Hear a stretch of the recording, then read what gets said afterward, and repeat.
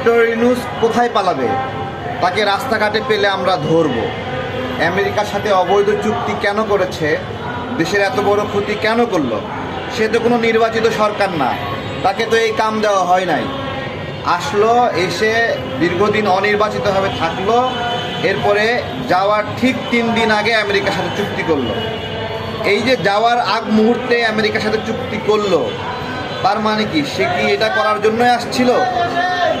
আমরা পথে ঘাটে মিছিল, প্রোগ্রাম সব কিছুর মাধ্যমে প্রতিবাদ জানাইছিলাম। মবের কালচার ডেভেলপ করছে না, আমরা তো তাকে রাস্তাঘাটে জিজ্ঞাসা করবো পেলে, এবং সে পালাতে পারবে না। আমরা তাকে ছাড়ছি না এত সহজে। যত টাকা চুরি করছে, কর ফাঁকি দিছে, 5 বছরের জন্য তাকে কর দিতে হবে না। তাহলে দেশ চলবে কিভাবে? 1000 কোটি টাকা কর দিবে না সে, তাই না? অথচ সেই কর বৃদ্ধি করেছিল, প্রথম বন্দরে কর বৃদ্ধি করেছিল বিভিন্ন পণ্যের উপরে, কিন্তু নিজে কর দেবে না। তো কেউ পার্লামেন্টে কথা বলে না কেন? জামাত কথা বলে না কেন? বিএনপি কথা বলে না কেন? স্বতন্ত্র যারা কথা বলে না কেন?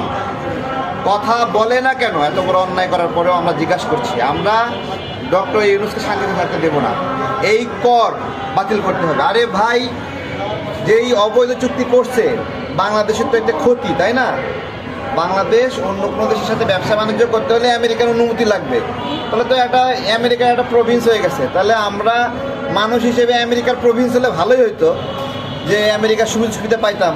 তা তো না, এটা তো একটা গোলাম করে রাখার একটা প্রক্রিয়া, দাস করে রাখার প্রক্রিয়া। তো এগুলোর জবাব কেউ চাচ্ছে না। সংসদে বসে আছে, মেলা কথা কয়, মেলা প্রশ্ন করে, হাসনাত, তারপরে মেলা কত পাকনা ছেলে পেলে এত প্রশ্ন করে, কিন্তু আমেরিকার চুক্তি নিয়ে প্রশ্ন করার কারো হিম্মত হচ্ছে না। কেন? জিজ্ঞাসা করছি আমরা। তারা প্রশ্ন করুক না করুক, ডক্টর ইউনূসকে রাস্তাঘাটে পেলে আমরা সবাই মিলে দলবদ্ধভাবে ধরবো। আমরা ধরে জিজ্ঞাসা করবো, আমাদের জবাব প্রয়োজন, কেন এটা করছে।